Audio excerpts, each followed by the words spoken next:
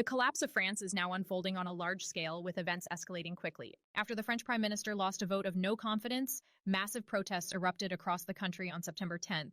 Demonstrations have spread all over France, and the government appears to be crumbling under the weight of political instability.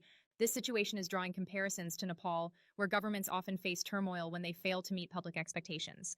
Before being ousted, the Prime Minister himself warned that removing him would not solve the deeper issues France faces. He suggested that the nation's struggles go beyond leadership and are tied to the way resources have been managed. Reports now reveal that France relied heavily on African resources, particularly from the Sahel states, instead of building sustainable development from within.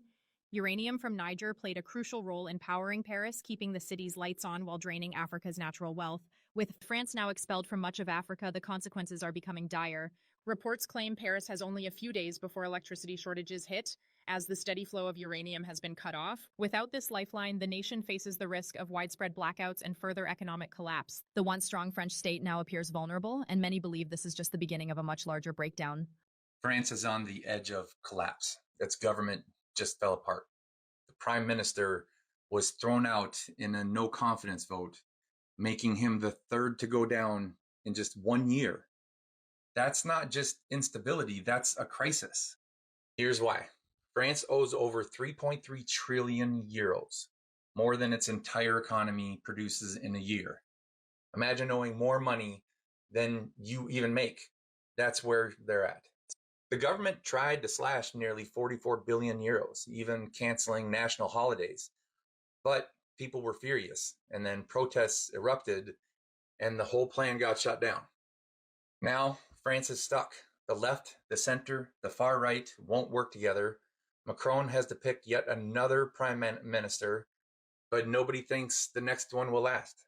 And it's boiling over in the streets. A movement called Bloquons 2, which means let's block everything, is pushing for a nationwide strike this week to literally shut down the entire country. The bottom line, France isn't in flames yet, but its politics are broken and its debt is crushing. And if they don't find a way out soon, the fallout could spread across all of Europe. Follow for more breakdowns like this, because what's happening in France today is a warning sign for tomorrow.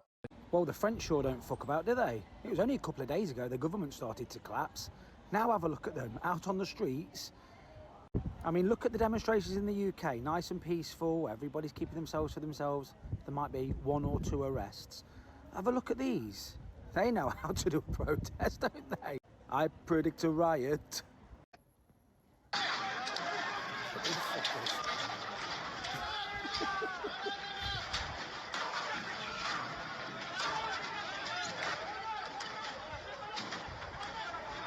I mean, it looks like the protesters have come prepared with riot gear. Absolute madness. The world's not a good place at the minute. It makes the UK's peaceful protests look absolutely peaceful, doesn't it? Anyway, if any of you are going down to London on the 13th, none of that. You know for a fact our government is just waiting for one thing: to bring in martial law. So keep it peaceful. I think there's going to be a couple of million people down there. But look at the French. Wow. I'm going to keep watching this one. So apparently, France's government is on the brink of collapsing. And y'all know why? Because this has been going on over 50 years. Africa has been sending France 80% of their revenue. Yes, they was in a deal with France, and 80% of the revenue the country made was to go to France. And that's what's been supporting France. France cannot support itself. Africa has been supporting France. And Africa is at the point, so they said, we're not giving you shit else. We're not giving you no more money. And guess what? France is collapsing. They have no money for nothing. I really feel like colonization has come to a head. Like all that shit they've been doing, all the mistreatment and the stealing and the unfairness, it's just coming to a head. So you tell me for over 50 years, Africa has been supporting France, and Africa is poor as shit. Like they don't have nothing for themselves. They should be the richest country in the world because they got so many resources. They go to Africa, they steal their resources, they steal their money. Good for Africa. Paris is burning tonight. The so-called block everything movement has spilled into the streets, and they mean it literally. Bins are on fire, buildings are torched, police are battling rioters, and traffic across the capital is paralysed. This isn't polite protest. This is France doing what France does best when it's had enough, shutting the country down and lighting a match. And what sparked this chaos? Macron's government again.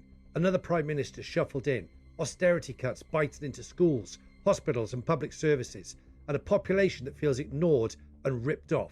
People aren't just angry anymore, they're done, and tonight they're showing it. Roads blocked, train stations targeted, police flooding Paris in their thousands, but still the fires spread. This is what happens when the elite keep rearranging the deck chairs while the ship sinks. Ordinary people flip the table. France has always had a flair for revolution, but what's happening right now is a warning shot. This isn't a protest, it's a wake-up call. And looking at Paris tonight, the only safe bet is that it's going to get worse, much worse, before it gets better. Vive la France! France is collapsing and their economy is in shambles, but there is something a lot of people is not telling you. The reason why France is collapsing and their entire civilization is up in flames is because Africa, the continent, is cutting them off. Multiple African countries is cutting off France from their resources. You understand why a handful of African countries seem so poor based on perspective? It is because 90% of their income, of their earnings from their resources goes directly to France, and that stabilizes their economy. Niger, for example, cut off France from their uranium, and now Niger is going to use their uranium for their benefit alone. For the longest time, I have waited for this. I waited for the collapse of Europe and see if they can actually manage to pull through without the resources of Africa. Can Europe actually strive without the colonialism on Africa? Is it possible? We're about to find out. The UK is also facing significant pressure from Nigeria, because Nigeria is thinking about cutting these people off as well. If you ask me, Nigeria should have done that by now. Get rid of teaching French in schools and focus on your own language. Ethiopia just opened up a massive game changer, created one of the biggest dams in the world. The day of European rule is coming to an end, and the rise of Africa is finally upon us. I think it's about that time to go back home. I think it's time. But first, a couple things. The civil war in South Sudan and the war that is happening in the Congo. That needs to end ASAP. And all the other conflicts that is happening within the African continent in these African countries needs to be settled immediately. Italy, Roma, Spain, they're all facing the pressure of being cut off or already cut off from African resources. Ladies and gentlemen, colonialism is coming to an end, and I couldn't be happier. Yes. Now we just gotta wait for America to cut off Africa and we'll be golden. That's all I gotta say in the matter. It's Onyx and I'm gone. France did not see what is happening in West Africa coming.